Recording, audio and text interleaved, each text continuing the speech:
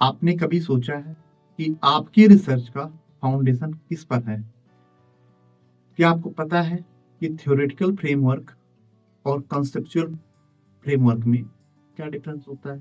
अगर आप कंफ्यूज हैं इस कंसेप्ट को लेकर के, तो आज हम इन दोनों को कंपेयर करेंगे और आपको बताएंगे कि आपको कौन सा फ्रेमवर्क अपने रिसर्च में यूज करना चाहिए। तो इस वीडियो को पूरा देखिए क्योंकि यह आपके रिसर्च को एक नई डायरेक्शन दे सकता है।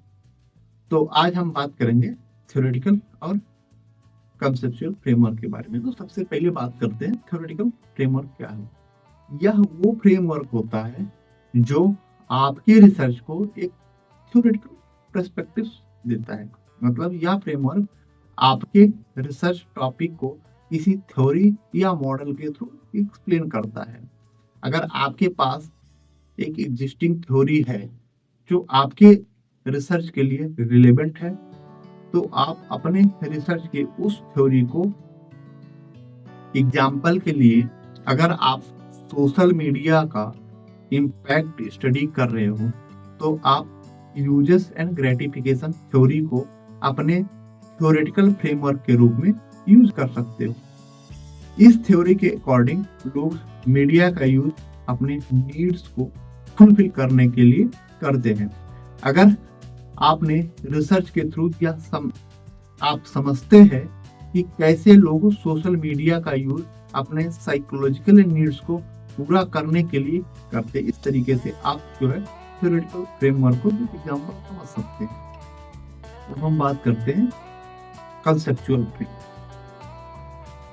कंसेप्चुअल फ्रेमवर्क यह थोड़ा डिफरेंट होता है। कंसेप्चुअल फ्रेमवर्क एक विजुअल रिप्रेजेंटेशन होता है जो आपके रिसर्च में इनवर्ड वेरिएबल को दिखाता है और उनके बीच एक रिलेशनशिप को समझाता है। मतलब यह आपके रिसर्च का एक ब्लूप्रिंट होता है जिसमें आप बताते हो कि आपके रिसर्च क्वेश्चन के जवाब कैसे मिलेंगे। एग्जाम्पल के लिए अगर हम समझें इस बात को, तो अगर आप एजुकेशन में टेक्नोलॉजी का इम्पैक्ट की स्टडी आप कर रहे हो, तो आपके का जो कंसेप्चुअल फ्रेमवर्क होगा, या इस तरीके से हो सकता है आपका conceptual framework, technology adoption, student engagement और लर्निंग आउटकम के बीच का रिलेशनशिप। आप दिखाते हो कि टेक्नोलॉजी एडॉप्शन कैसे स्टूडेंट इंगेजमेंट को अफेक्ट करता है और कैसे यह अल्टीमेटली लर्निंग आउटकम को इन्फ्लुएंस करता है। तो अब इन दोनों के बीच हम एक डिफरेंस को समझेंगे, क्योंकि अभी हमने समझा कि इसमें एक तरीके से थ्योरेटिकल फ्रेमवर्क क्या होता है और कंसेप्चुअल फ्रेमवर्क क्या होता है। दोनों फ्रेमवर्क को हम समझ चुके हैं। तो अब हम बात करेंगे कि इन दोनों के बीच में डिफरेंस क्या होता है। तो हम अगर फाउंडेशन के लेवल की बात करें, तो जो थ्योरेटिकल फ्रेमवर्क होता है वह एग्जिस्टिंग थ्योरीज पर बेस्ड होता है, जबकि कंसेप्चुअल फ्रेमवर्क स्पेसिफिक वेरिएबल्स और उनके रिलेशनशिप पर फोकस्ड होता है। पर्पज के बेसिस पर बात करें, तो थ्योरेटिकल फ्रेमवर्क का गोल है कि आप के रिसर्च को एक थ्योरेटिकल प्रोस्पेक्टिव देना, जबकि कंसेप्चुअल फ्रेमवर्क का पर्पज है आपके रिसर्च के स्ट्रक्चर को और प्रोसेस को विजुअली समझाना। फोकस के बेसिस पर अगर हम इसको समझें तो डिफरेंस को, तो थ्योरेटिकल फ्रेमवर्क मोर एब्स्ट्रैक्ट होता है, जबकि कंसेप्चुअल फ्रेमवर्क मोर प्रैक्टिकल और फोकस्ड होता है। तो अगर हम एग्जांपल से समझने की कोशिश करें इस बात को, अभी तो मान लो अगर आप अपने रिसर्च में लीडरशिप स्टाइल और एम्प्लॉय परफॉर्मेंस के बीच रिलेशनशिप स्टडी कर रहे हो, तो आपका थ्योरेटिकल फ्रेमवर्क एक थ्योरी हो सकती है, जैसे ट्रांसफॉर्मेशनल लीडरशिप थ्योरी। इस थ्योरी के थ्रू आप समझते हैं कि किस तरह से लीडरशिप का स्टाइल एम्प्लॉय परफॉर्मेंस को अफेक्ट करता है।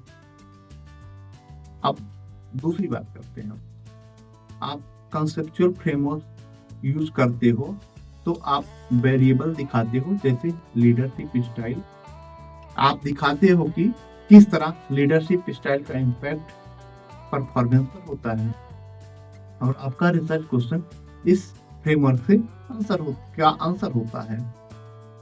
तो अब हम बात करेंगे कि इन दोनों में को यूज कब करेंगे।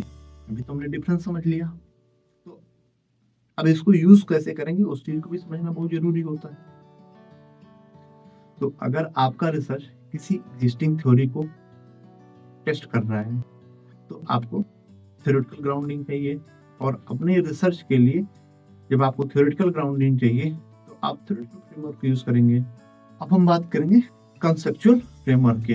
अगर आपके रिसर्च में वेरिएबल्स हैं और उनके रिलेशंस को आप क्लियरली डिफाइन करना चाह रहे हो तो आप कंसेप्चुअल फ्रेमवर्क को यूज करेंगे।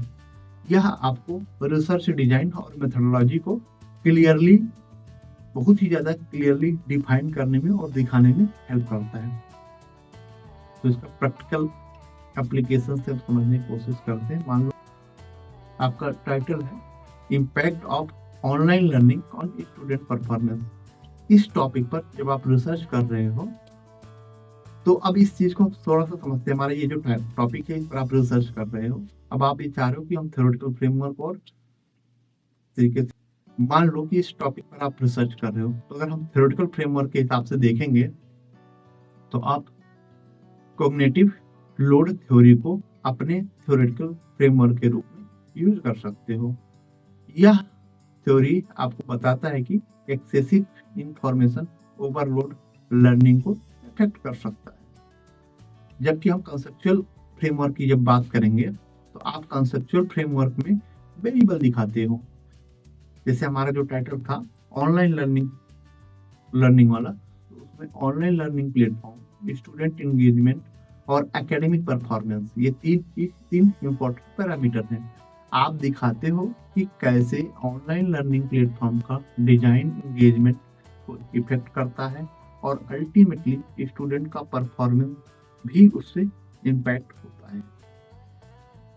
तो थ्योरेटिकल, अगर हम इसको कंक्लूड करें पूरी अपनी बात को, तो थ्योरेटिकल फ्रेमवर्क और कंसेप्चुअल फ्रेमवर्क के बीच क्या डिफरेंस है और कब आपको कौन सा फ्रेमवर्क यूज करना चाहिए, ये हमने अभी अपने ऊपर की वीडियो में बताया है। तो दोनों फ्रेमवर्क आपके रिसर्च को एक स्ट्रॉन्ग फाउंडेशन देते हैं, बस उनका पर्पस और एप्लीकेशन थोड़ा अलग होता है। आप अपने रिसर्च के टॉपिक के हिसाब से इन्हें आप चूज कर सकते हैं, और यह समझना इम्पोर्टेंट है क्योंकि आपका रिसर्च उस पर डिपेंड करता है आप कौन सा फ्रेमवर्क अपने रिसर्च में यूज कर सकते हैं। तो अगर आपको यह वीडियो पसंद आया हो तो आप लाइक जरूर करें और अपने दोस्तों के साथ शेयर करें। अगर आपको कोई भी डाउट्स है तो कमेंट सेक्शन में जरूर लिखें, मैं आपके क्वेश्चन का जवाब देने की पूरी तरीके से कोशिश करूंगा। तो चलिए मिलते हैं नेक्स्ट वीडियो में, तब तक के लिए